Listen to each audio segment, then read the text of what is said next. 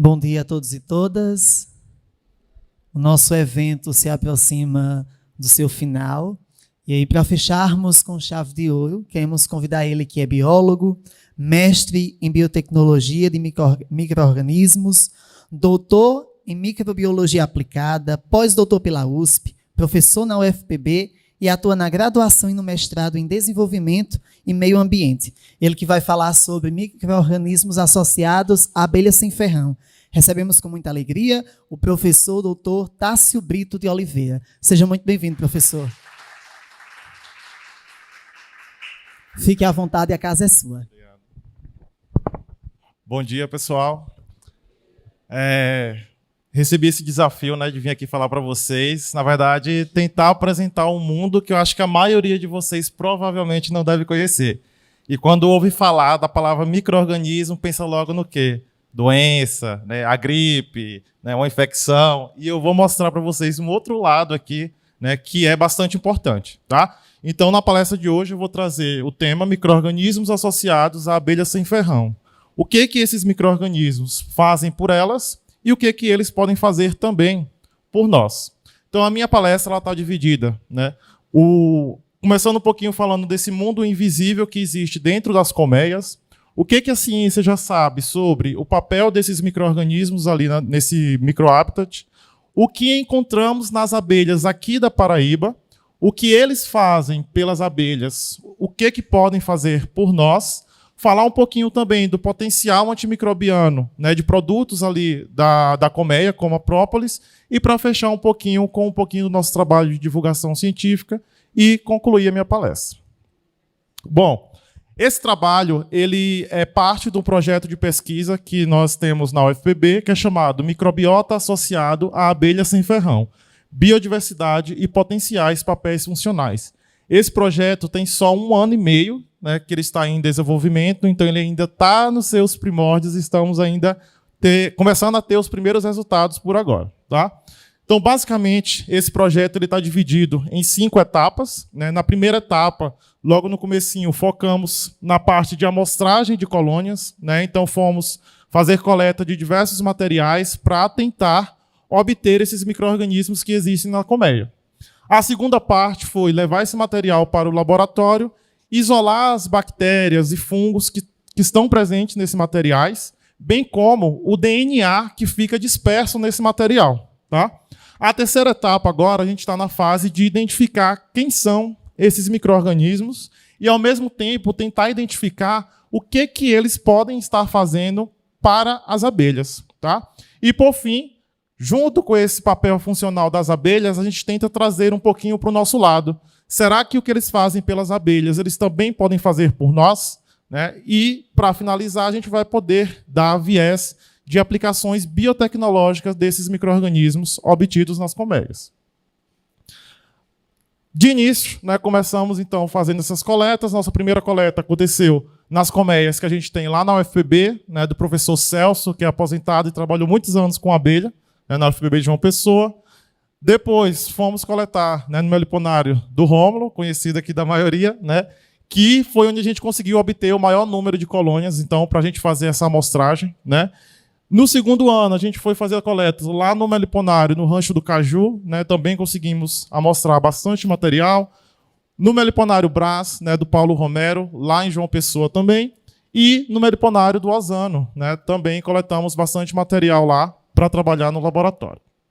Então, a gente conseguiu, dessa forma, obter uma amostragem bastante ampla, tanto lá em João Pessoa, abelhas ali na área da Zona da Mata, quanto aqui, em áreas de transição, área de Caatinga, para obter essa maior diversidade de micro-organismos. Tá? Mas onde é que esses micro-organismos habitam dentro da colmeia das abelhas? Então, muita gente olha para a colmeia e acha que a colmeia é só o cerumen, a abelha, o mel e o pólen. Mas, na verdade, tem muito mais vivendo ali dentro. Então, a gente vai encontrar micro-organismos vivendo sobre qualquer superfície que exista dentro da colmeia e também dentro de diversos materiais ali, como, por exemplo, dentro das células de cria, misturado ao alimento larval. A gente vai encontrar micro-organismos no mel das abelhas sem ferrão. A gente vai encontrar micro-organismos nos potes de pólen das abelhas sem ferrão. E na própria abelha, vivendo fora, que a gente chama de ectossimbiontes, ou vivendo dentro das abelhas, que a gente chama de endosimbiontes. Tá? Então, nosso trabalho, ele saiu coletando vários desses materiais, até o momento a gente ainda não trabalhou com pólen, né, para tentar conhecer quais os micro-organismos que estão presentes. E aí, né, o que eu digo para vocês é o seguinte, a colmeia, ela não é só um conjunto de abelhas, ela não é um organismo que vive ali dentro. Na verdade, a colmeia, ela é um superorganismo, né? E esse superorganismo, ele precisa estar muito bem orquestrado para que essa colmeia ela permaneça forte, para que ela permaneça viável e produtiva. Uma vez que essa comunidade microbiana, que é boa para as abelhas, ela sofre algum tipo de perturbação, essas abelhas elas vão ficar muito mais propícias a ataques externos, né, como patógenos causadores de doenças, como ataque de parasitas. Né? Então, a gente precisa cuidar também dessa microbiota. Hoje, a nossa coleção, né, com base em todas essas coletas que fizemos, nós já temos no nosso laboratório mais de 400 micro-organismos isolados das abelhas. Tá?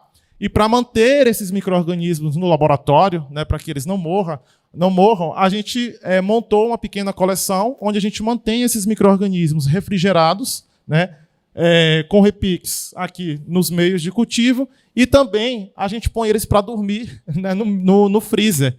Então a gente usa uma metodologia que eles ficam quase que sem metabolismo, né, e a gente consegue preservar ele por muitos e muitos anos. Então a gente consegue manter esses estudos, né, sendo utilizados com esses micro-organismos ainda viáveis. Tá? E aí, o que a ciência já sabe, então, sobre esses micro-organismos que habitam as colmeias? A gente sabe, por exemplo, que esses micro-organismos são importantes para a fermentação de diversos produtos ali dentro da colmeia. Então, os micro-organismos fermentam o mel, diferente da abelha apis, né, que usa como estratégia a desidratação do mel para preservar esse material por muito mais tempo. As abelhas sem ferrão, elas desenvolveram uma parceria com o micro-organismo, né, que foi um processo evolutivo que, ao longo de muitos e muitos anos, foi selecionando grupos específicos de micro-organismos para viver nesse ambiente. E esses micro-organismos que ajudam, né, através da fermentação, a manter esse mel preservado por muito mais tempo e não ser contaminado com micro-organismos ruins. Tá? Também a mesma coisa é feita para o grão de pólen. Esses micro-organismos também ajudam a fermentar o grão de pólen, produzem enzimas que vão quebrar moléculas complexas do pólen para facilitar que as abelhas consigam acessar esse material. Além disso, a gente tem ali uma verdadeira máquina química, né, que é produzida por esses micro-organismos. Eles atuam produzindo diversas moléculas que têm ação direta contra outros micro-organismos, como, por exemplo, os antibióticos, né, que muitos deles nós usamos, né, compramos na farmácia, mas ele está sendo produzido de forma natural lá dentro das colmeias. Ou outras moléculas que também têm ação antimicrobiana, como ácidos, como álcoois, como biocinas, né? E também existem aqueles grupos de micro-organismos que auxiliam no desenvolvimento das larvas, né? Atuando principalmente na questão nutricional. Então, ela fornece às larvas nutrientes que não estão presentes diretamente no seu alimento. E, por fim, esses micro-organismos também atuam diretamente numa guerra contra patógenos. Então, um patógeno que tenta invadir essa colmeia, ao encontrar esses micro-organismos benéficos, ele acaba sendo eliminado. Tá?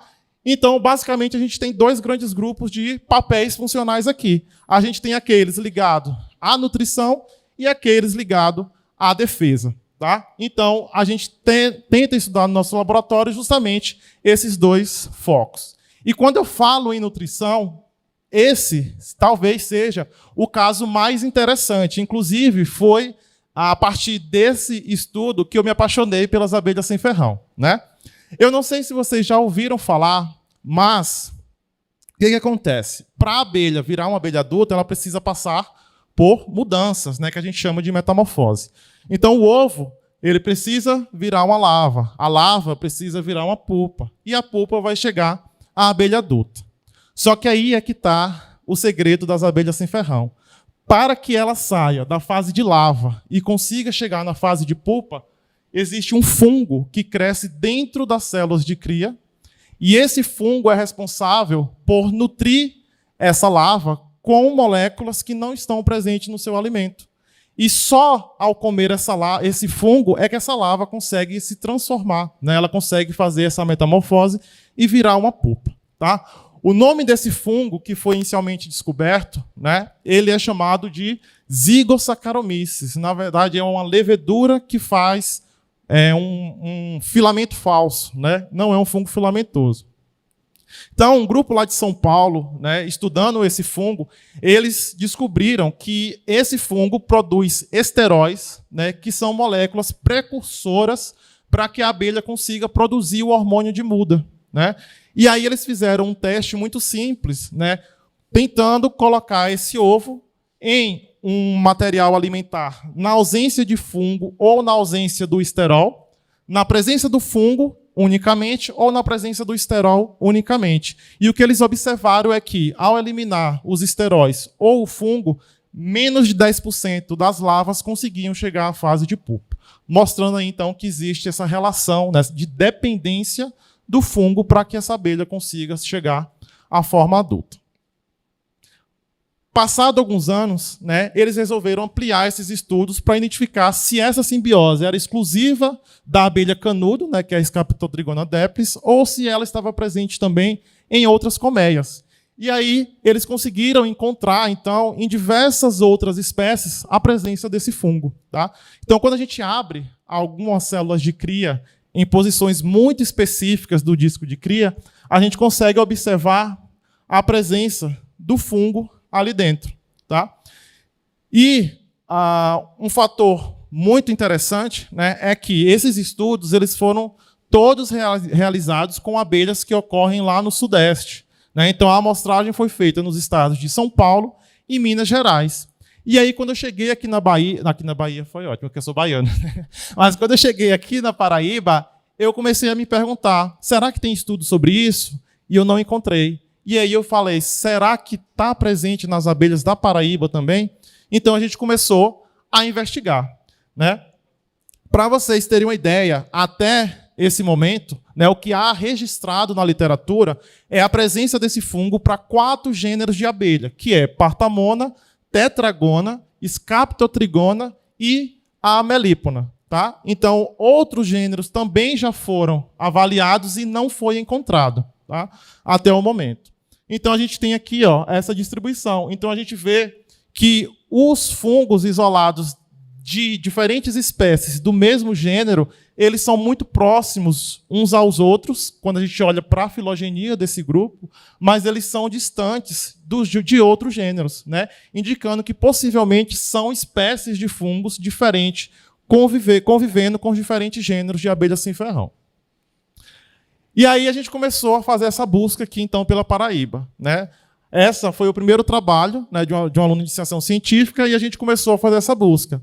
Para a gente conseguir observar a presença desse fungo, a gente precisa olhar para o disco de cria e abrir alguns aleatoriamente para identificar a posição correta de encontrar. Por quê? Enquanto ainda está o ovo, o fungo ainda não cresceu. Mas quando a larva já está muito desenvolvida, ele já comeu quase que praticamente todo o fungo. Então a gente não consegue observar. Então existe o ponto correto da gente fazer essas coletas e conseguir identificar.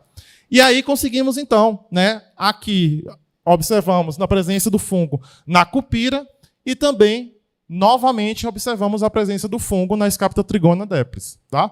Então aqui é a carinha dele dentro da célula de cria e aqui é quando ele cresce no laboratório. Aqui é a imagem da microscopia desse fungo. Tá? E aí é que a história começa agora a ficar ainda mais interessante. Né? Para essas 2 espécies de abelha que ocorrem aqui, mas que também estão presentes lá no Sudeste, encontramos exatamente o mesmo fungo, a Zygossaccharomyces.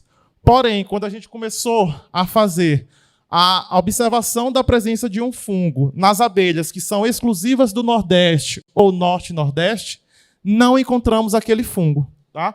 Encontramos um outro fungo. Isso aqui, no primeiro momento, eu fiquei triste. Né? Eu comecei a ver o fungo crescendo na placa, eu via que não era a mesma coisa, eu falava assim, nossa, não estou conseguindo, porque a gente observava a presença do fungo na célula de cria. Só que quando crescia outra coisa, crescia algo diferente. E a gente falava assim, nossa, isso é contaminação. a gente não está conseguindo isolar. Quase que a gente descarta esse material. Mas falamos, não, vamos manter, vamos ver o que é isso que está aparecendo tanto, né? E quando a gente foi ver, na verdade, trata de uma nova espécie de fungo. Nem nova espécie é um novo gênero de fungo que está associado exclusivamente às abelhas aqui do Nordeste. Tá? Então, aqui, ó, a característica desse fungo, encontramos ele na Uruçu nordestina, né, a Melipona scutellarius, encontramos ele na Melipona sylvae e também na Plebeia flavocinta. Tá? E desconfiamos de que ele faça exatamente o mesmo papel que está fazendo nas abelhas sem ferrão lá do Sudeste. Né? Ao abrir a célula de cria, a gente consegue observar exatamente a larva comendo este fungo. Tá? Então, aqui, ó, nessa bordinha, essa massinha branca, que não sei se vocês conseguem ver daí de longe, é o fungo crescendo ali dentro.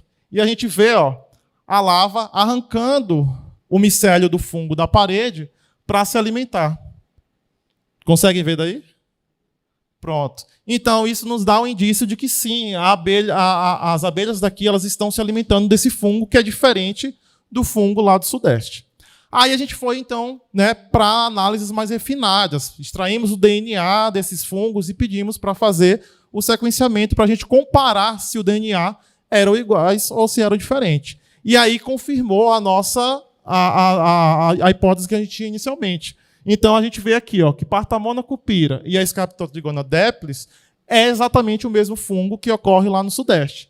Porém, quando a gente olha para as espécies aqui do Nordeste, elas caem em uma região ali das análises filogenéticas, né, totalmente distante do outro grupo. Né?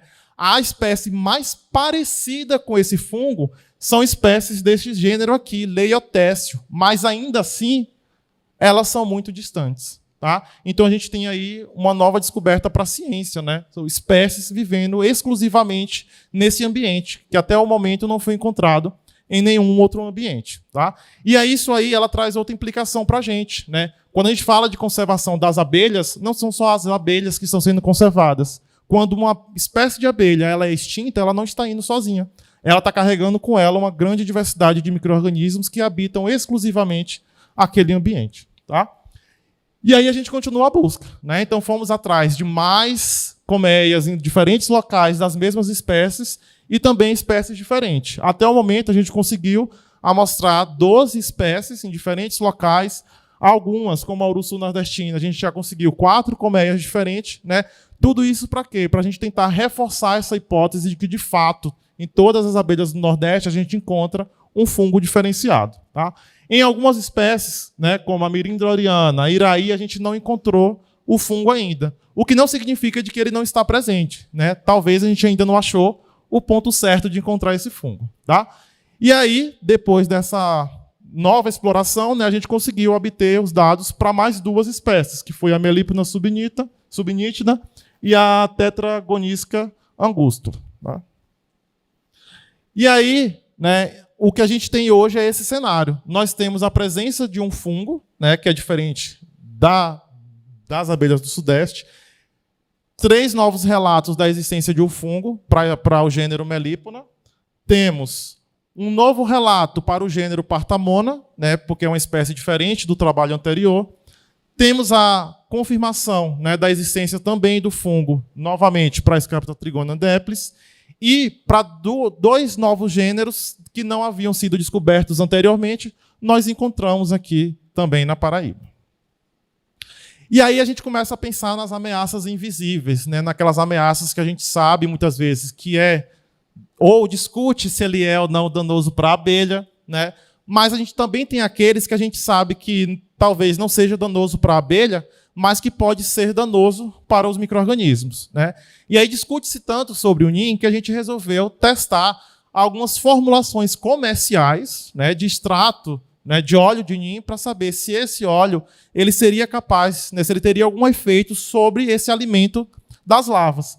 Então a gente pegou um cultivar, né, da Melipona scutellarius, que é o gênero novo, e um das Scaptotrigona deplis, que é a Zika saccharomyces, que foi descrita anteriormente. Tá? E, para nossa surpresa, o que a gente encontrou foi exatamente que esse óleo, a 1%, era capaz de inibir o crescimento de ambos os fungos, sendo que o gênero novo ele foi ainda mais sensível ao NIM do que a Zika Saccharomyces, né? Então, isso acende para a gente um novo alerta de que talvez, né, os protocolos que testem como que um novo produto, né, que vai ser usado, principalmente na área agrícola, se ele é tóxico ou não para as abelhas, a gente precisa agora também testar se ele é tóxico ou não para o fungo. Porque se não tiver fungo, não tem abelha. Tá?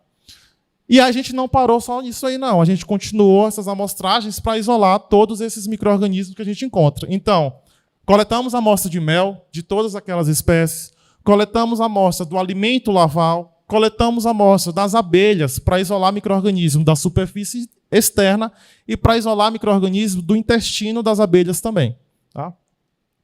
E aí o que a gente fez? Nós temos essas 12 espécies coletadas e o que obtivemos hoje é isso daqui. Né? Então a gente tem bastante micro-organismo isolado do mel, alguns do alimento larval e um pouco menos do intestino, né? E aqui a gente já começa a ver como que esses compartimentos eles se comportam um pouco diferente. A gente vê que no mel existe um equilíbrio entre as proporções, né, de bactérias e leveduras, enquanto no alimento larval tem um maior predomínio de bactéria do que de leveduras. Já no intestino a gente também encontrou mais leveduras do que bactérias. Esse foi o primeiro trabalho, o pontapé inicial dessa coleta, dessa busca por esses micro-organismos. Né?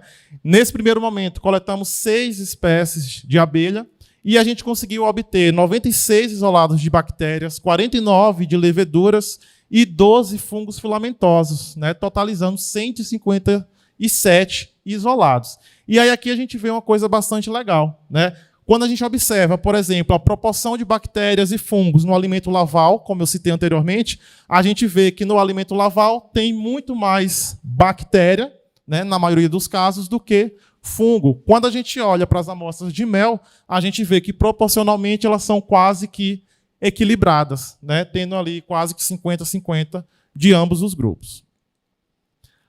Resolvemos também ampliar a nossa coleção de leveduras. Então, as mesmas amostras utilizadas para coleta das bactérias também utilizamos para as leveduras. Mas dessa vez começamos a incluir também o intestino das abelhas, que inicialmente não havia sido feito. Tá? E aí, com essa nova coleta, a gente conseguiu obter mais 140 leveduras e mais 19 fungos filamentosos, né? Totalizando aí 194 leveduras depositadas na coleção e 34 fungos filamentosos. Né? Também trabalho de iniciação científica, né, que está agora na metade do segundo ano, né, de estudo. Tá? E nesse daqui, novas espécies foram coletadas que não haviam sido coletadas anteriormente. Só para vocês verem, né, essas são as carinhas de algumas dessas leveduras, desses microfungos que a gente obteve das colmeias. Então a gente tem aqui em cima algumas leveduras, né? Eu brinco que esse Aurobasídeo parece a bandeira da Paraíba, se você olha na lateral, e algumas espécies de fungos filamentosos. Tá? E também fomos ampliar a nossa coleção de bactéria. Então, além do mel, do alimento larval de novas espécies, incluímos, nessa vez, também o intestino para isolamento de bactérias. Né? E com esse trabalho também de iniciação científica, né, que está na metade do segundo ano agora, a gente conseguiu ampliar a coleção de bactérias para 180 bactérias. Né? Então, é bastante micro-organismo para a gente trabalhar. Aqui a carinha de alguma delas, né, para vocês conhecerem. Né? Então, a gente teve diversos grupos de bactéria, principalmente bacilos, lactobacilos, né, que são muito comuns a gente encontrar, são bastante recorrentes nesse ambiente. Existe um grupo de bactérias, né, que são as actinobactérias. Esse grupo ele é bastante famoso e ele é bastante estudado porque eles são verdadeiros guardiões químicos dos ambientes em que eles ocorrem. Eles estão presentes no solo, nas plantas, nos animais. Né? E esses grupos eles são prendados na produção de antibióticos naturais. Né? Inclusive, vários dos antibióticos que temos disponíveis hoje são produzidos por actinobactérias. Então, a gente foi tentar, né, obter mais isolados desse grupo. E aí, para esse trabalho, a gente quis avaliar aqueles que vivem na superfície das abelhas. Né? Por quê? Porque é justamente nessa superfície que muitos patógenos das abelhas vão se aderir. Então, se essas actinobactérias estiverem ali presentes, elas podem, de alguma forma, estar contribuindo para evitar esse tipo de adesão. E aí, para esse trabalho, a gente utilizou duas metodologias diferentes, né? Uma foi dando um banho na abelha, né, para coletar esse líquido, né, que a gente lavou a abelha para isolar os micro-organismos. E a segunda metodologia, né, é a caminhada na superfície do agar. Então, a gente colocou a abelha para andar sobre a superfície do meio de cultivo. Por quê? Os micro-organismos aderidos à sua superfície seriam depositados na superfície desse agar. Tá? Esse trabalho ele foi iniciado agora, né, mas a gente já obteve alguns isolados. Né? A gente vê aqui 4 actinobactérias diferentes que já foram obtidas por aí, mas como é uma bactéria que demora um pouco para crescer, então a gente ainda está aguardando para ver se mais novas espécies aparecem. E, né, como eu falei para vocês inicialmente, a gente não usou somente essa metodologia de isolar os micro-organismos em laboratório. Existe uma técnica mais moderna, né, que é a que identifica a presença do DNA de organismos presentes em um determinado ambiente. E a gente queria usar essa técnica justamente para identificar o quê? Qual as moléculas de DNA de bactéria que estavam presentes no mel de algumas espécies de abelha. Então, para esse estudo, nós selecionamos 3 espécies de melípona. A melípona scutellariis, que é a Urussu nordestina, a melípona subnítida, que é a jandaíra, e acrescentamos no estudo uma espécie que foi introduzida no estado da Paraíba, que é a tiúba, né, a melípona fasciculata, que é a nativa do Maranhão. E a gente queria ver como que essa assinatura bacteriana, né, que é característica e é exclusiva de cada espécie, ela seria representada para essas 3 espécies, considerando que 2 são nativas e a outra foi introduzida. Tá? Então, o que a gente faz para obter, né, esse traço molecular de bactérias do mel? Coletamos as amostras de mel, né, e com essas amostras nós partimos para extrair o DNA que está presente e disperso no mel dessas abelhas. Tá? Com esse DNA puro no laboratório, já eliminando o mel e outros resíduos, a gente consegue, né, usar pequenas sondas que vão se ligar ao DNA exclusivamente das bactérias e, com as análises de sequenciamento e de bioinformática, a gente consegue identificar quem eram essas bactérias que estavam ali presentes, sem precisar nem olhar para elas, olhando apenas para os traços moleculares que elas deixaram nesse ambiente. Tá? E aí começa a ter os nossos resultados. Né? Então, a gente começou a ter os primeiros resultados agora. E o que a gente observa aqui? Cada ponto desse aqui representa uma amostra de mel, né? Ou seja, uma comunidade de bactérias. Quanto mais distante esse ponto estiver um do outro, significa que mais diferente essa comunidade é. E o contrário também é verdadeiro. Quanto mais próximo um ponto estiver do outro, significa que mais bactérias em comum essas espécies têm. E aí, o que a gente teve de resultado é que o mel de jandaíra, ele tem uma comunidade microbiana totalmente diferente do mel de tiúba e de Urussu nordestina. Né? Então, isso mostra que talvez as características diferentes do mel dessas abelhas está relacionado justamente com essa comunidade bacteriana diferenciada que elas têm. Tá? A mesma coisa, né? O Celito falou muitas vezes que o mel de jandaíra ele ajuda no tratamento de asma do filho dele, enquanto de Urussu nordestina não tem. E isso pode estar relacionado justamente com isso aqui, porque tem bactérias no mel da jandaíra que não estavam presentes no mel de Urussu. E como essas bactérias, muitas vezes, são as responsáveis por produzir essas moléculas que a gente fala de bioativas, então isso dá características, propriedades farmacêuticas, farmacológicas também diferenciadas. Mas em relação à tiúba e à Urussu nordestina, a gente tem alguns pontos aqui, né, que acendem um alerta para a gente. Primeiro deles, esses pontos que eu marquei aqui em vermelho e em verde foram amostras de mel coletadas em meliponários onde essas 2 espécies estavam criadas em conjunto. Né? Então, isso mostra para a gente que, quando 2 abelhas estão sendo criadas juntas, provavelmente elas estão fazendo uma contaminação cruzada. Né? Então, bactérias de uma abelha estão passando para a outra abelha. E quais são os riscos desse tipo de prática, essa troca de micro-organismos? Né? A gente pode ter a substituição de micro-organismos benéficos, então micro-organismos que foram trazidos da tiúba quando elas vieram. Porque, como eu falei para vocês, se a tiúba estava lá no Maranhão e ela veio para cá, ela não veio sozinha. Ela trouxe com ela todos os micro-organismos da sua colmeia. E quando chegaram aqui, se esses micro-organismos estão passando para as colmeias da Melípona scutellarius, que é a nossa nativa, pode ser que não aconteça nada, mas pode ser que aconteça. Tá? Se vier um patógeno novo, ou seja, um micro-organismo ruim, né, que a nossa abelha não esteja preparada para lidar com ele, isso pode levar à perda, né, dessas colmeias aqui na Paraíba. Tá? Outro ponto importante é a perda da assinatura microbiana. Se a gente está falando que a característica diferenciada do mel, ela se dá porque a gente tem comunidades bacterianas diferentes, se a gente mistura e homogeneiza essas comunidades bacterianas, a gente vai acabar perdendo essas propriedades que são exclusivas de cada comunidade. Tá? E, como eu falei, a transmissão de patógenos. Né? Então, se essas abelhas vier de lá para cá com um novo patógeno, ela pode transmitir para essas colmeias. Então, esse tipo de prática de trazer espécies exóticas para cá e, além disso, criar essas espécies exóticas juntos com as nossas nativas, isso oferece um risco para nossas espécies. E aí, esse caso de transferência de patógenos, ele já está muito bem documentado na literatura para apis, né, transportando novos patógenos para cá e esses patógenos atingindo as nossas abelhas nativas. Né?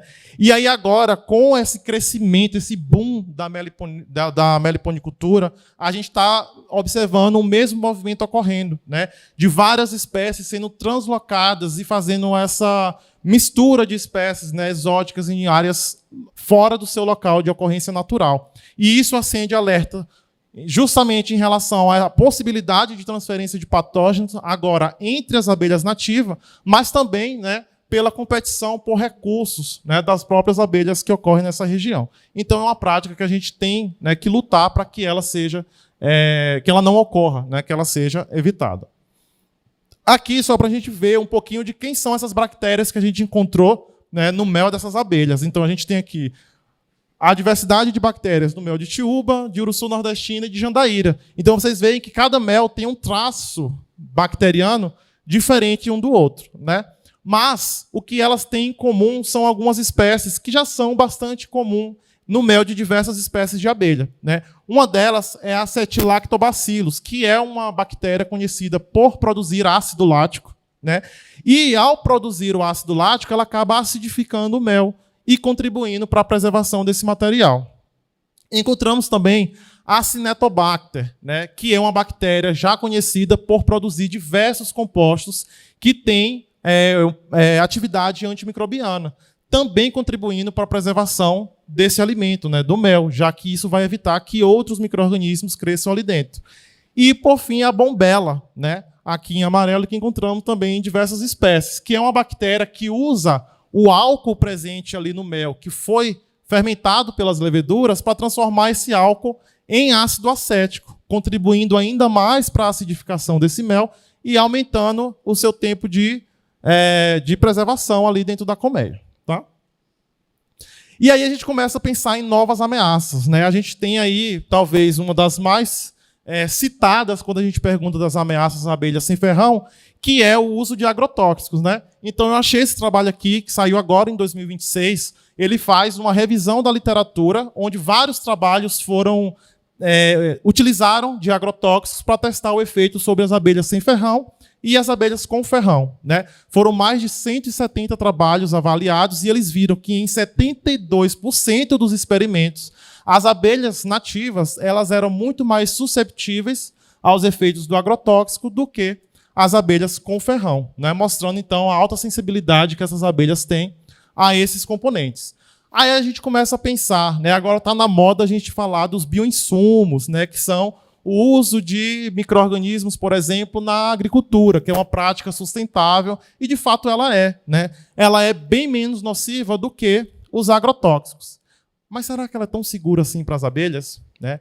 E aí o que a gente vê é que, na verdade, embora ela seja muito mais segura para as abelhas quando a gente compara com os agrotóxicos, mas ela também tem ali a sua nocividade. Então, se essa colmeia ela não tiver muito bem fortalecida, ela pode sim estar sujeita ao ataque desses bioinsumos. Né? Então, fungos, bactérias que são usadas no controle de outros micro-organismos que causam doenças em plantas, que causam que atacam insetos, né, eles podem sim causar danos também para as abelhas. E aí, pensando nisso, né, a gente começou a investigar o comportamento desses micro-organismos que nós obtivemos da colmeia nesse papel de defesa. Tá? Então, será que as bactérias presentes na colmeia, elas são, de fato, capazes de inibir ou de matar esses patógenos que tentem entrar ali na colmeia? Né? Então, testamos aí, da nossa coleção, inicialmente, as bactérias isoladas das duas principais espécies criadas na Paraíba, né? Que é a uruçu e a jandaíra. E aí, nós temos 76 bactérias isoladas dessas duas espécies de abelha. E, como alvo, né, nós estamos testando 3 patógenos de inseto, que a gente chama de entomopatógenos, né, para saber se essas bactérias elas conseguem inibir o crescimento do fungo. Basicamente, a gente coloca as duas para brigar e fica olhando se essa briga, quem é que vai ganhar essa briga. Né? Então, aqui, alguns dos nossos resultados preliminares. Então, a gente tem o fungo crescendo sozinho, e o fungo crescendo na presença da bactéria. Então, a gente coloca o fungo no centro e coloca uma bactéria de cada lado da placa. Né? Então, aqui a gente vê uma bactéria que ela não teve efeito sobre o crescimento do fungo. Já aqui, a gente vê uma bactéria crescendo que ela está provocando alguma deformação ou algum impedimento desse fungo crescer. Ainda é um resultado discreto, mas já é algo positivo. Né? A gente ainda vai testar outros isolados da nossa coleção. E aqui a mesma coisa feito para outro fungo. Né? Aqui a gente já vê um efeito um pouco maior. Vocês veem que o fungo ele não consegue nem chegar perto da bactéria, né? Porque ela está produzindo, liberando substâncias nesse meio que impede que o fungo continue o seu crescimento. Né? Então a gente consegue observar in vitro o que está acontecendo dentro das colmeias. Tá? Aqui é o resultado para 2 entomopatógenos, né, que é muito utilizado no controle biológico, que é o Metarrhizum anisopli e Pecilomyces linacinus. Mas a gente vai testar também contra Bovéria baciana, que é também um outro entomopatógeno. E aí, de onde que vêm esses micro-organismos que estão ali presentes na colmeia? Né? A gente está falando que eles estão ali dentro, mas como que as abelhas obtêm esses micro-organismos? Grande parte desses micro-organismos eles são adquiridos quando as abelhas estão visitando as plantas. Né? Então, quando ela está lá coletando material na flor, os micro-organismos que estão na flor passam para a abelha. Quando uma abelha entra em contato com a outra abelha, ela transmite esses micro-organismos para outra abelha. E assim, quando elas voltam para a colmeia, esses micro-organismos são adicionados às suas colmeias. E aí a gente começou a se perguntar, se as abelhas estão pegando esses micro-organismos nas plantas, se esses micro-organismos eles têm papel para matar patógenos de abelha, será que eles também ajudariam as plantas? E aí a gente começou a testar agora se esses micro-organismos também seriam capazes de ajudar as plantas. Né? E se isso acontecer, a gente vai ter o melhor dos dois mundos. A gente vai ter produtos de base biológica que, ao mesmo tempo, são bons para as abelhas e bons para as plantas. Né? E aí, sim, a gente vai ter uma agricultura verdadeiramente sustentável. Então, o que a gente começou a fazer no laboratório? Os mesmos ensaios. Você já viu que a gente adora botar micro-organismos para brigar, né? Então, a gente está agora testando se essas bactérias elas são capazes de inibir o crescimento de patógenos de plantas, que a gente chama de fitopatógenos. Então, nesses ensaios, nós selecionamos 4 espécies de fitopatógenos que são muito comuns no solo, né? Que é Fusarium solane, Fusarium oxysporum, Rhizoctonia solane, que é esse fungo aqui, e também Sclerotinia sclerotiorum, que é um que está em andamento. Tá? E aí a gente já obteve os primeiros resultados para esses ensaios. Então a gente vê aqui já um resultado muito mais expressivo. Né? Observe que a bactéria ela modifica totalmente o crescimento do fungo. E a gente espera que o fungo crescesse dessa forma, mas a bactéria não permite que esse fungo consiga crescer. Então esse é o resultado para a Rhizoctonia solane. Para Fusarium, as 2 espécies de Fusarium, a gente também conseguiu observar essa inibição do crescimento, né, ainda mais significativa. Né? Essa inibição ela pode se dar por moléculas que são secretadas ou por ataque direto do micro-organismo ao fungo, como a gente observa aqui, pela alteração de cor na hifa desse fungo. A mesma coisa aqui em Fusarium solane, né? Um resultado ainda mais expressivo na capacidade de inibição do crescimento desses fitopatógenos. Tá? E não paramos por aí. Né? Não paramos por aí. A gente avaliou se o micro-organismo é capaz de defender a planta. Agora a gente quer saber se o micro-organismo é capaz de nutrir a planta. Tá? O fósforo presente no solo, né, grande parte desse fósforo, ele se encontra em uma forma que não está diretamente disponível para a planta, que é o fósforo insolúvel. E os micro-organismos têm um papel muito importante em transformar esse solo, que está preso no solo, em uma forma que a planta consiga acessar. E ele faz isso através da liberação de substâncias ali no solo, como, por exemplo, ácidos. Mas eu não falei lá atrás que elas liberam ácido no mel? Então, será que elas estão fazendo isso aqui? Poderiam fazer isso aqui na raiz da planta também? E aqui estão os primeiros resultados. Então, a gente observa a bactéria crescendo. O fosfato insolúvel, ele fica dessa cor opaca no meio. E se a bactéria estiver conseguindo solubilizar, ela forma essa zona clara ao redor do seu crescimento. Então, esse halo que vocês estão observando aí, essa zona clara, é um indicativo de que a bactéria está conseguindo transformar o fósforo da forma insolúvel em uma forma solúvel, né? A forma que está disponível para as plantas. Tá?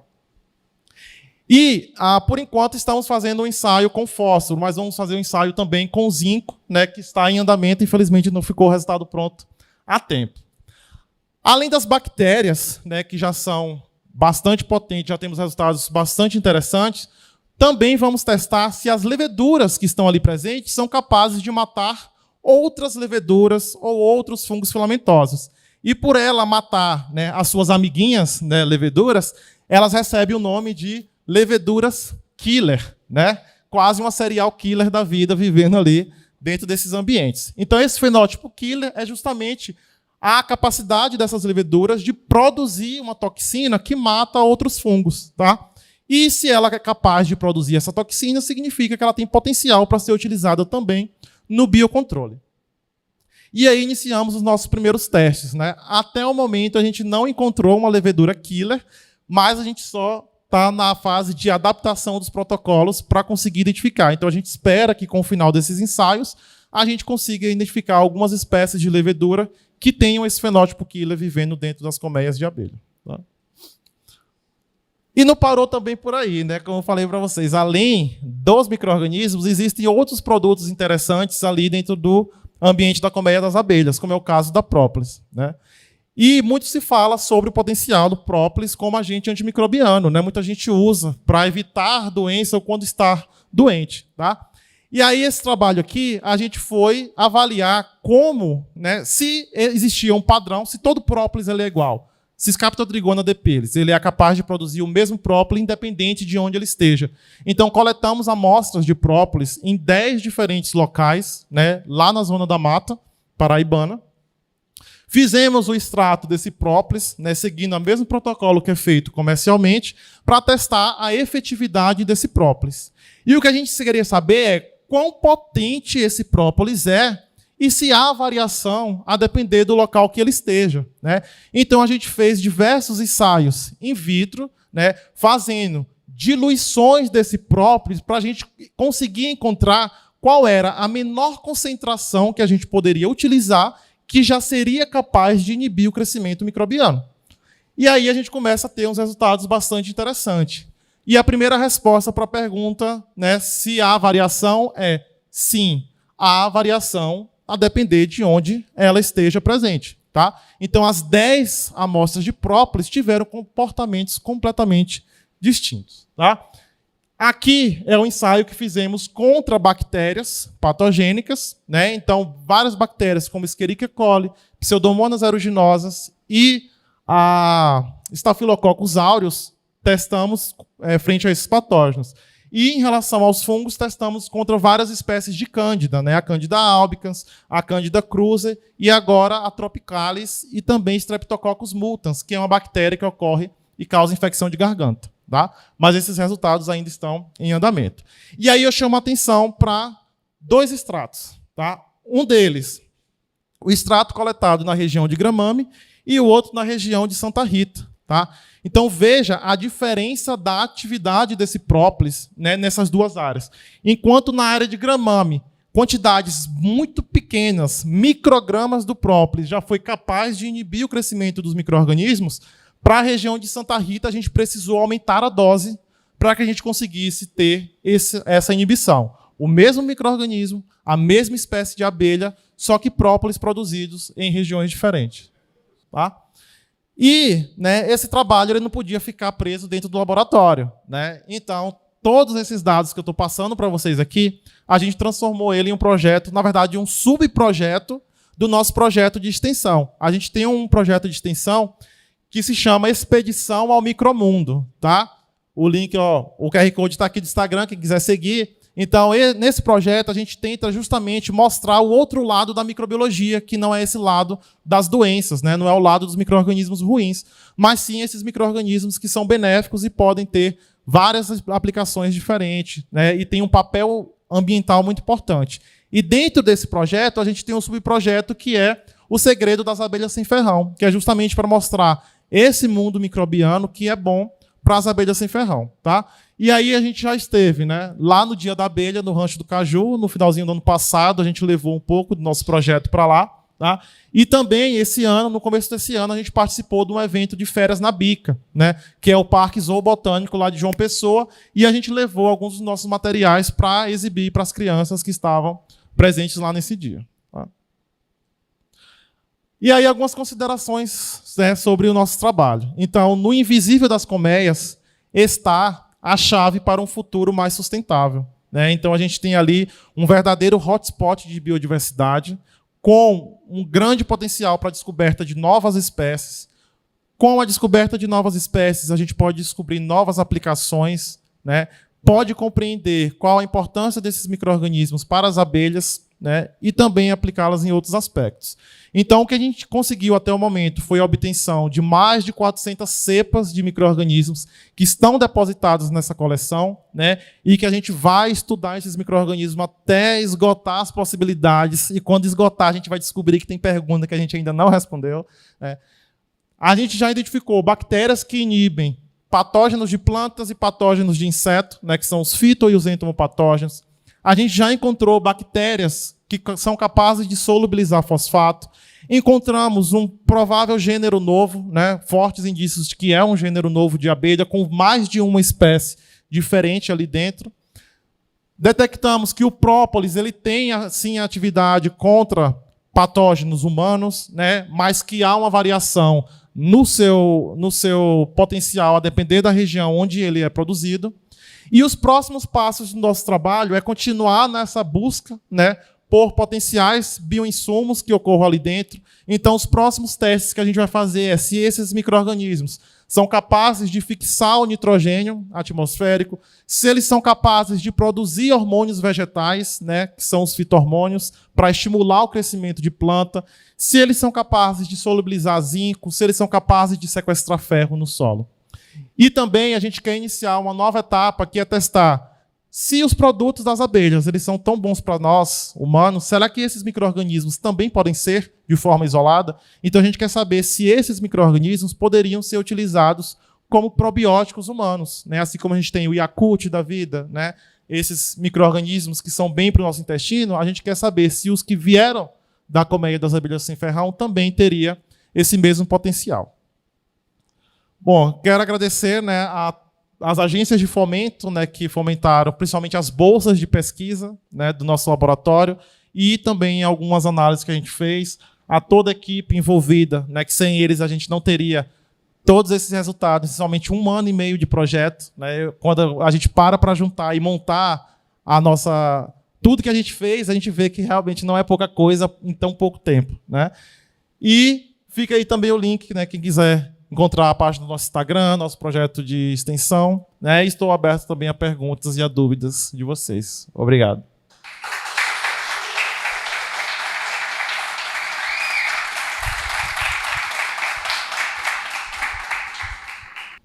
Eu só esqueci de adicionar também que a última fase do projeto a gente vai aplicar esses micro-organismos nas plantas para avaliar o crescimento delas também, né? Saber se de fato eles são efetivos no campo. Bom, obrigado, Tassi, pela sua fala. Muita informação, muita coisa bacana. Eu achei que traz um enriquecimento no conhecimento sobre as abelhas. E aí abre um leque de novas oportunidades de investigação, como você colocou no final, que está um pouco invisível, né? E aí a gente tem que trazer à tona essa invisibilidade e jogar a luz sobre ela. Aí eu fiquei pensando, diante de tantas descobertas, qual seria o próximo passo para que as coisas andassem após as descobertas científicas ou essas evidências científicas, para que a gente mantivesse ou daria oportunidade de estabelecer uma cadeia produtiva para que essas informações realmente se tornem práticas ou faz parte do cotidiano das pessoas. Em relação aos resultados, né, e o que a gente vem descobrindo, eu acho que tem vários pontos importantes. O primeiro é, a gente observa que a gente entende que existem os riscos, né, associados a essa transferência de espécies, mas a gente não tem muitas evidências que comprovem de fato que isso está acontecendo. A gente sabe que pode acontecer, né? E aí, com estudos como esse, a gente começa, né, a criar evidências mostrando de que os riscos estão aí, de que isso pode acontecer, de que elas estão compartilhando espécies, sim, né? E que esse compartilhamento ele aumenta o risco, né, de que patógenos sejam transferidos de uma espécie para outra. Então, a gente pode começar a reforçar a ideia, né, de tornar proibido, por exemplo, que seja comercializado ou que seja utilizadas espécies que não sejam nativas para a produção local. Isso é um ponto. Um outro ponto que eu acho relevante é a questão da biossegurança mesmo da produção, né? De seguir protocolos adequados de higiene, né? Porque, por exemplo, você vai lá, manipula uma caixa de abelha com a mão, né? Toca, mexe ali dentro, faz divisão, faz transferência, limpa, faz qualquer tipo de atividade. Depois você vai pegar outra espécie, manipula essa caixa novamente. Então, a sua mão está contaminada, o material, uma colher, uma pau, qualquer coisa que seja que você utilizou nessa espécie, você está introduzindo na outra. Então, você está acelerando esse processo de homogeneização das espécies de bactéria, né? Então, coisas como essa daí é que vão ajudando a gente a pensar e bolar, talvez, estratégias de falar assim, olha, vamos ter esse cuidado aqui durante a produção. Então, se você está manipulando uma espécie de abelha, lava as mãos, tem todo o cuidado, preparo. Depois, quando você vai trocar, você já faz uma nova limpeza, uma nova higienização, para evitar que esse tipo de coisa aconteça. Evite ter múltiplas espécies dentro de um mesmo ambiente ou a uma distância adequada para que elas não compartilhem, né? Principalmente quem faz alimentação externa. Às vezes mais de uma espécie de abelha está indo lá coletar esse material e ali naquele momento elas estão trocando, né, bastante micro-organismo. Então, com essas coisas que a gente vai descobrindo, a gente vai começando a pensar em questões que às vezes a gente passa despercebido. No dia a dia a gente está trabalhando, manipulando ali, mas não pensa nesse tipo de coisa, né? A gente isolou no laboratório, inclusive, várias espécies que talvez não deveriam estar ali, né?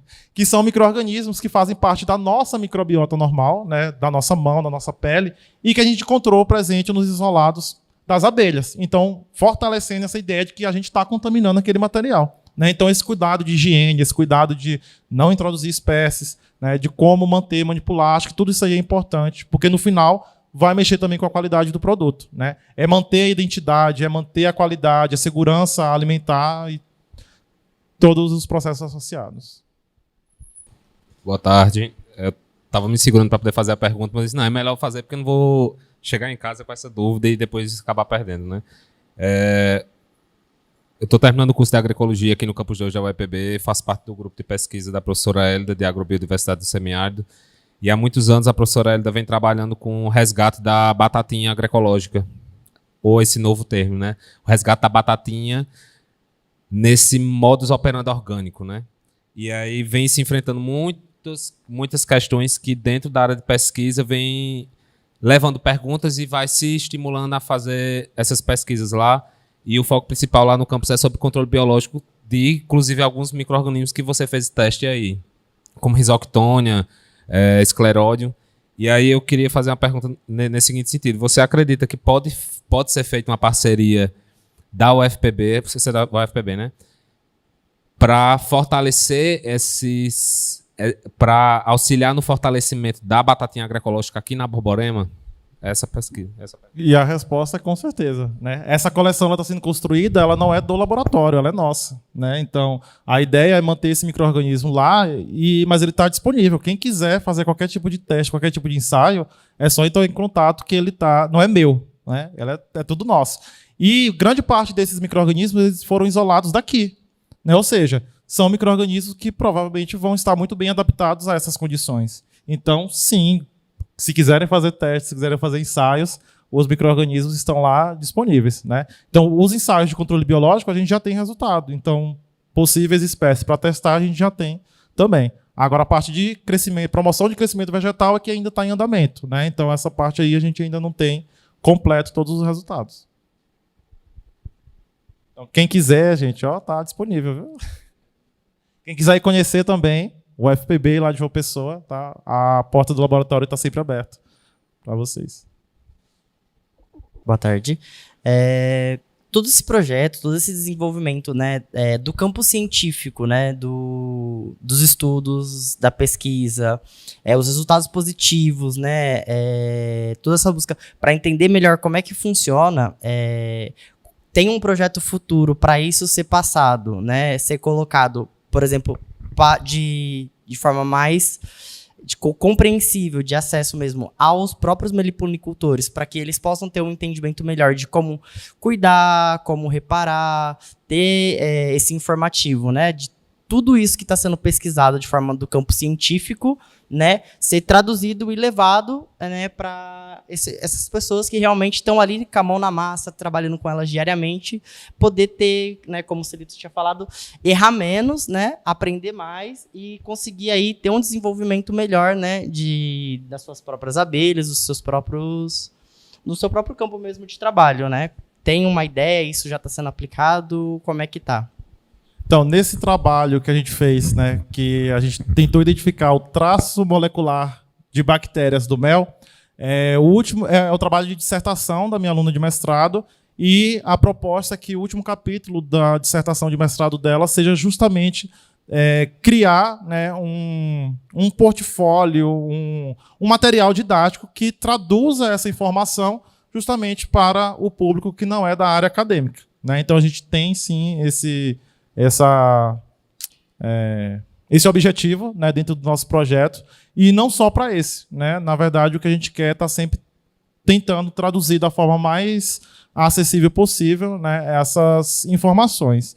E em termos de produtos, né, eu falei muito de bioinsumos aplicados à área, né, agroecológica, mas a gente também tem como ideias, né, que a gente consiga talvez identificar possíveis probióticos para as abelhas, né? Então, talvez quando ocorre, por exemplo, períodos onde a abelha precisa ter uma sua dieta suplementada, né? Então você entra lá com xarope, né, ou com pólen. Muitas vezes esse material ele é energético, ele é nutritivo, mas e a defesa?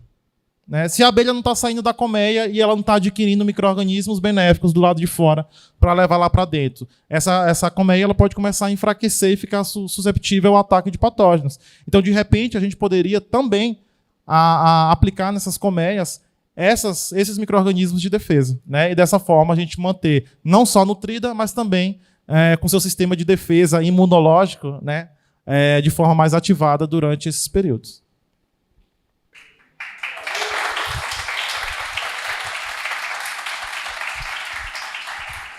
Agradecemos o professor Tássio. Seja sempre muito bem-vindo à Universidade Estadual da Paraíba e esperamos que essa parceria continue. Convidamos agora para proceder com o encerramento do nosso evento, ele que é o coordenador do Quintal Produtivo, o professor Sérgio. Obrigado, Nicolau. Obrigado a todos. Antes de fazer o encerramento, queria passar uma lembrancinha aqui para o professor Tássio, pela sua disponibilidade, pela sua palavra, de estar aqui no nosso encontro. Deixa eu botar um. Isso aí, uma foto.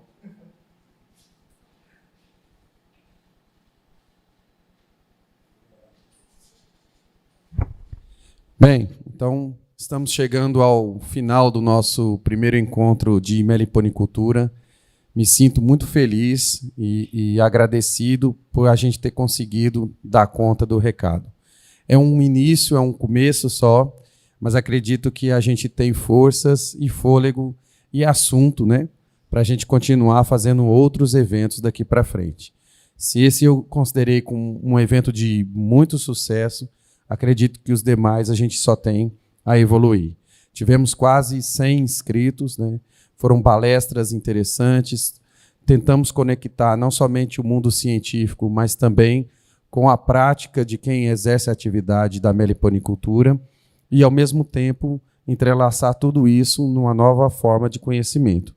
Isso é a base de qualquer projeto de extensão. Então, lembrando que esse primeiro Encomel, ele faz parte do Quintal Produtivo, um projeto de extensão iniciado há pouco tempo, há menos de 9 meses, e que tem o intuito do fortalecimento e da promoção da agroecologia aqui na região, né, no estado da Paraíba, e para onde a gente consiga chegar com esse fortalecimento. Acredito que essa atividade ela consiga unir, como diz o professor, os dois mundos, né, as duas coisas boas, que é a manutenção e a valorização das práticas socioeconômicas na atividade agrícola, mas também fortalecer as práticas conservacionistas de preservação do meio ambiente e conservação da caatinga.